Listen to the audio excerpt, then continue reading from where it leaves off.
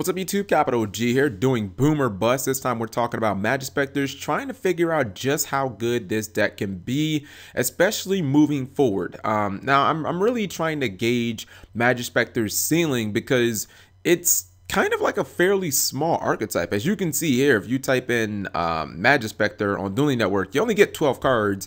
Well, I guess 13 if you count the EXE, and then 14 if you count Pegasus, which isn't technically a Majespecter card, but the archetype isn't very big. Obviously, it's pendulum based, so you know that's definitely good. And it was released, well, initial release was Dimension of Chaos. Majespecters are a pendulum based deck. It has a lot of searchability, but they kind of play. They feel like an anti-meta pendulum-based pendulum deck. Now, the one of the biggest benefits outside of the searchability of the deck is that every single one of these little buggers, and they're all wind and they're all spellcaster, which is very good because it makes things like Goes in Match, which isn't that popular, but Rivalry of Warlords is pretty popular. It makes a card like that pretty much dead against you.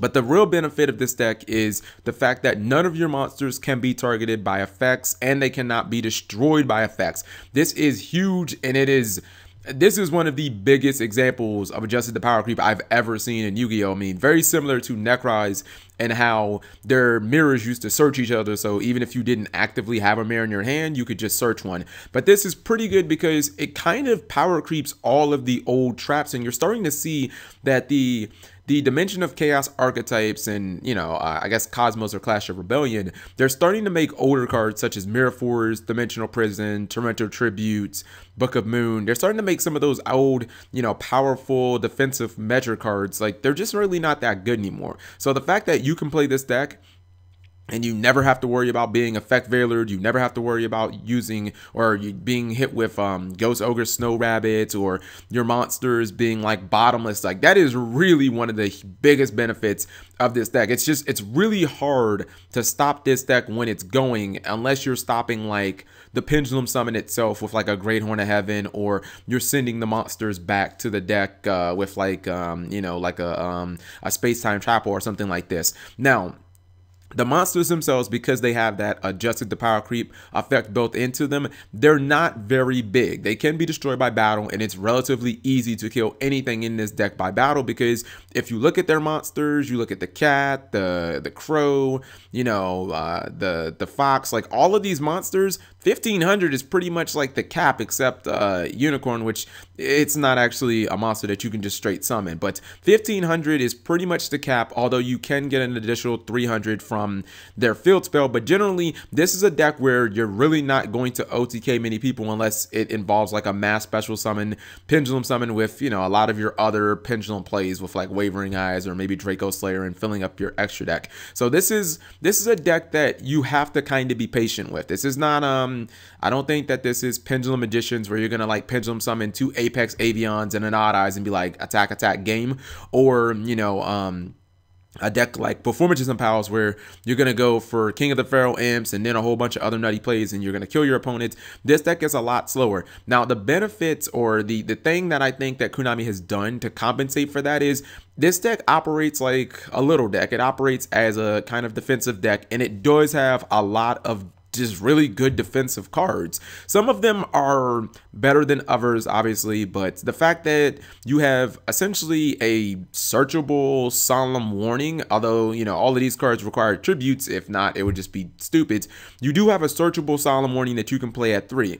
You have the Majespecter Tornado, which targets any monster on the field and then just banishes it. You've got a card that does the same exact thing with Cyclone that just targets a monster on the field and destroys it. Now, again, targeting isn't the greatest thing in the world this format, but it still can be really useful. Obviously, in the Cosmo match and the Mirror match, these cards aren't particularly great, and if you're playing against like a Forerunner, it can be kind of difficult with this deck to get it off the field. But having these cards, just being able to search them, knowing that you can have these into whatever, or you can have these in addition to other defensive cards, is really good. And the thing about this deck and what it really does best is it gets monsters on the field and it gets its defensive cards relatively easy, making it, usually you kind of have a stun situation where your opponent has to try and run over your Majespecters and battle. But if you can pendulum summon like you know, 2 or 3 of these dudes, you can back that up with a tornado and maybe a cyclone, and your opponent has to work through your front row and your back row at the same time, knowing that even if they get through your back row,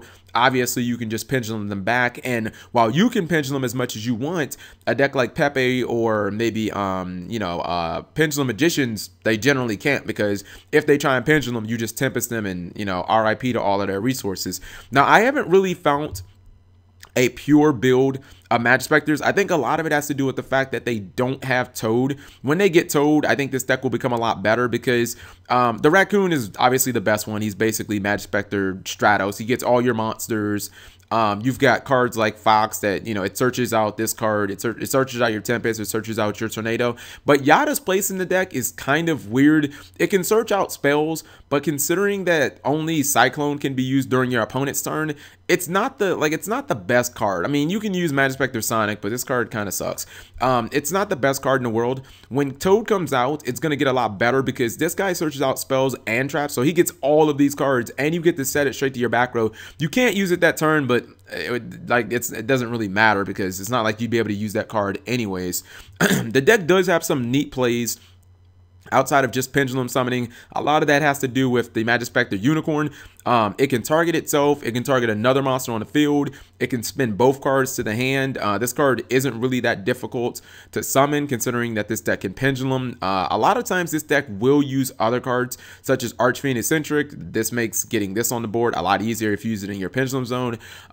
Draco Slayer or Lust of Pendulum Draco Slayer is used in pretty much everything, but I don't know if a pure Majespecter build is fast enough and strong enough to compete with the meta. You know, even if you do have all of these searchable defensive cards, one summon of a Denko Sekka and you're pretty much like dead in this format. Or it could be your opponent just, you know, throws like an instant fusion at you. You might have to Majespecter Tempest, the Exceed summon from that, then they try and pendulum. It can be kind of difficult, and it does feel like, since this deck isn't as aggressive as the other pendulum decks, that you kind of have to use your traps at an opportune time. I mean, there will be times where you have to take damage, and you know, it isn't as good, I would say, as a deck like Pepe, where you kind of are all offense and you just use Damage Juggler defensively.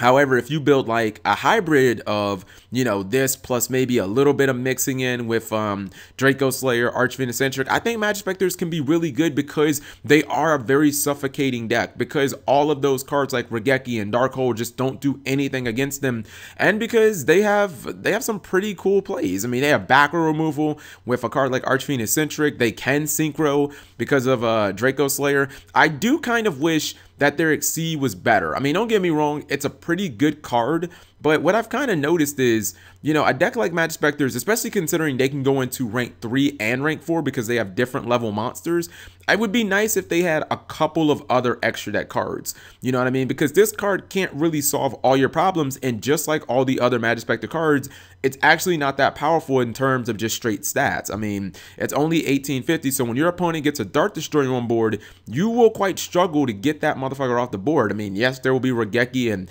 maybe you can make a play with like Darkhold and Abyss Dweller or something like that, but just in general, I would say that this deck's main 2 problems are getting rid of big untargetable monsters, and you might think that that's not a large part of the meta, but basically C Cosmo, it's the entire deck. And then B, you know, dealing with your opponent when they're basically trying to throw monsters at your back row. You know, I think that when Toad comes out, I think that that's going to solve a lot of the problems.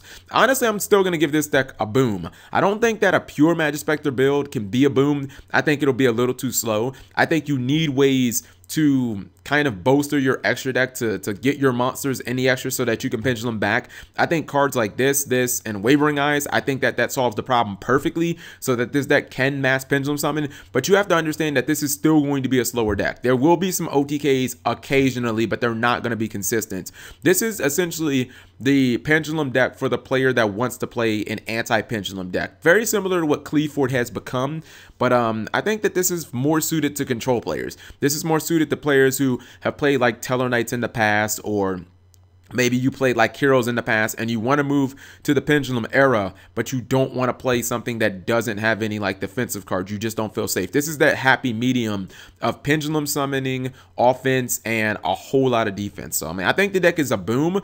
I think that it is kind of limited, and I hope Breaker of Shadows doesn't ruin things so much that Toad just comes out at a bad time, because I like this deck. I would like to see how far it can go. So do you guys think that Majespecters are a good deck? Do you think that they have to kind of mix in other cards to be a successful archetype? Let me know that in the comment sections below. Thank you guys for watching as always.